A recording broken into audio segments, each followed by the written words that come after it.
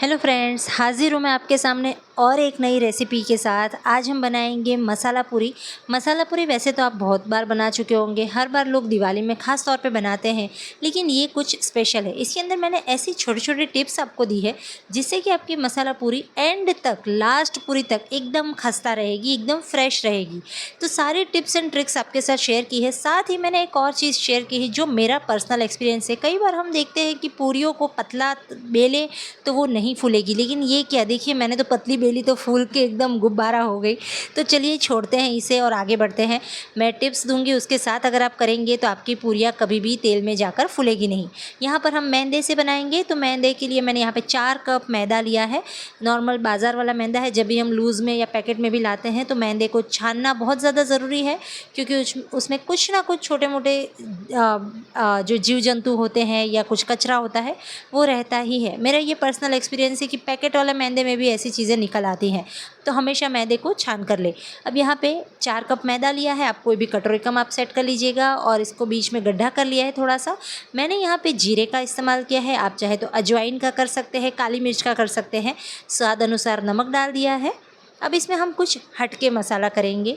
अब मैं इसके बाद आपको कुछ और पूरियाँ ऐसी दिखाने वाली हूँ, आगे रेसिपीज़ लाने वाली हूँ जिसके अंदर अलग टेस्ट, अलग फ्लेवर वाली पूरियाँ हम लाएंगे जो शायद आपने पहले कभी नहीं देखी होगी।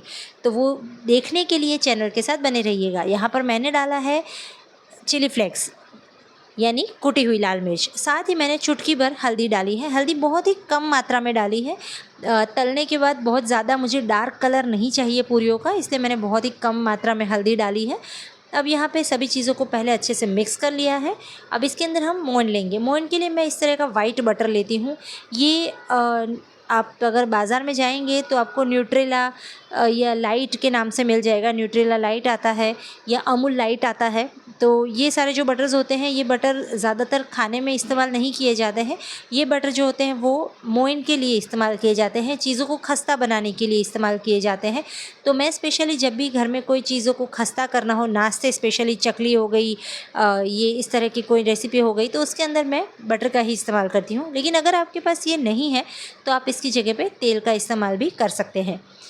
तो यहाँ पर मैंने 4 कप बेसन, यानी वज़न में अगर नापे तो तकरीबन 300 ग्राम जितना मेरा बेसन था, उसके सामने मैंने 40 से 50 ग्राम जितना बटर लिया था और उसको मैंने अच्छे से मिक्स कर लिया। बटर आप जब भी इस्तेमाल करें सेमी सॉफ्ट होना चाहिए, एकदम मेल्ट नहीं होना चाहिए।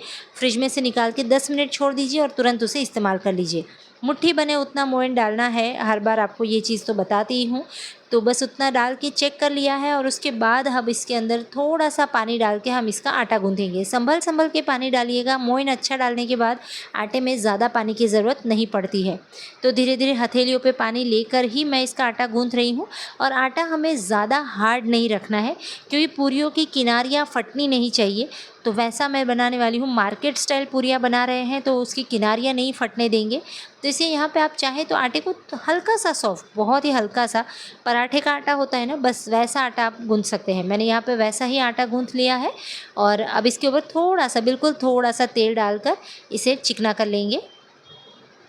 अब इस आटे को ना तो रेस्ट देना है और ना ही इसे ज़्यादा मसलना है। ध्यान दीजिएगा, जब भी आप मैदे से काम करते हैं तो उसमें ग्लूटेन रिलीज़ नहीं करना है। अगर आप ज़्यादा उसे मसलेंगे या उसे रेस्ट दे देंगे तो उसमें ग्लूटेन रिलीज़ हो जाता है और उसके बाद आपकी जो पूरियाँ हैं वो शुरुआत में तो खस्ता बन जाती है, लेकिन 1 और 2 दिन के बाद ही वो उसके अंदर हवा लग जाती है। आपको ऐसा लगता है कि हवा लग गई है या थोड़ी सी सॉफ्ट हो गई है, लेकिन उसका रीज़न यही होता है कि आपने उसे ज़्यादा मसला था और मसलने की वजह से ही ग्लूटेन रिलीज़ हुआ था।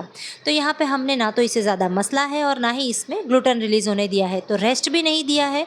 सीधा हमने इसकी लुइयाँ काट ली है, बहुत ही छोटी छोटी साइज़ में लुइयाँ काटी है। अब मैं आज आपको 2 तरीका दिखाऊंगी बेलने का। देखिए, मैदे के साथ जब हम काम करते हैं ना तो इसे बेलना थोड़ा सा डिफ़िकल्ट हो जाता है। मैंने यहाँ पे चकले पे और बेलन पे दोनों जगह पे थोड़ा थोड़ा तेल लगा दिया है ताकि हमारा आटा चिपके नहीं। लेकिन ये देखिए, अगर आप इसे बेलेंगे तो आटे का एक उसकी नेचर है कि वो वापस श्रिंक हो जाता है, छोटा हो जाता है, और अगर आप उसे बेलते रहेंगे तो वो थोड़ा टेढ़ा मेढ़ा भी हो ही जाता है। आपने भी ये चीज़ नोटिस की होगी कि अगर आप इस तरह की पूरियाँ बेलते हैं और पतली करने जाते हैं तो थोड़ी सी टेढ़ी मेढ़ी हो जाती है।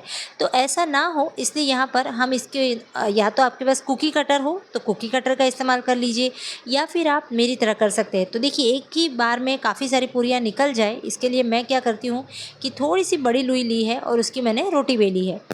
पतली रोटी बेली है, काफ़ी अच्छी पतली मैंने रोटी बेली है। और ये गिलास लिया है, गिलास को हम क्या करेंगे एक बार सूखे आटे में डस्ट कर लेंगे और उसके बाद हम इस पर कट करेंगे इसे। तो गिलास से क्या होगा कि एक साइज़ की पूरियाँ बनेगी, उसकी किनारियाँ नहीं फटेगी और अच्छी दिखेगी, दिखने में भी आप एक प्रोफेशनल लुक आएगा।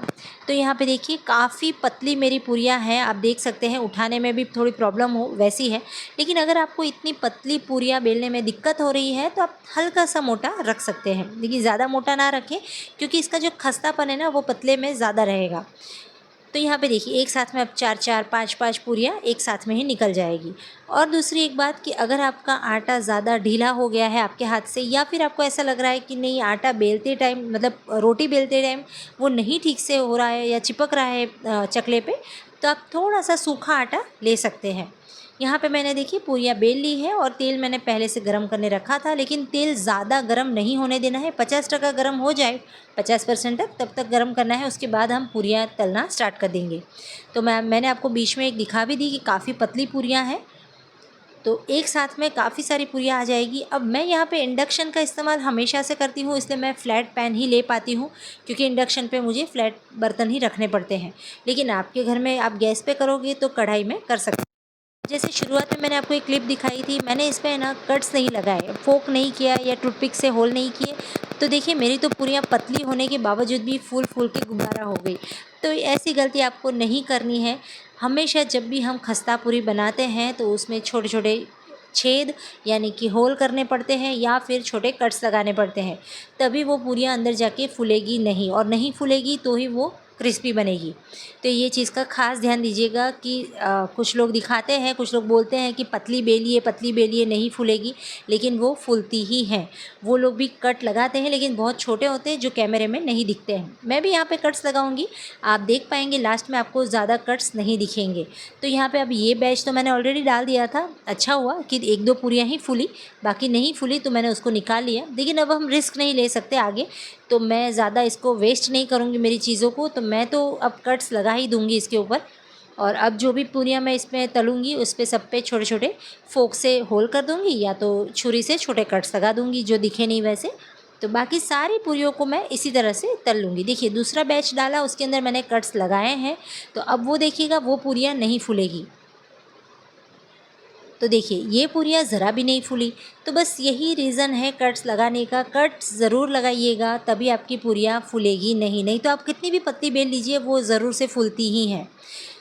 तो यहाँ पे अब इसे अल्टी पल्टी करेंगे और इसे मीडियम टू लो फ्लेम के बीच में फ्राई करेंगे। ज़्यादा इसको डार्क कलर में नहीं हमको सेकना है, गोल्डन ही कलर रखेंगे। मेरी सारी पूरियाँ देखिए गोल्डन कलर में ही है, कट्स लगाए, लेकिन आपको नज़दीक से देखने पे लगेगा कि हाँ कट्स है छोटे छोटे, दूर से नहीं समझ में आएगा।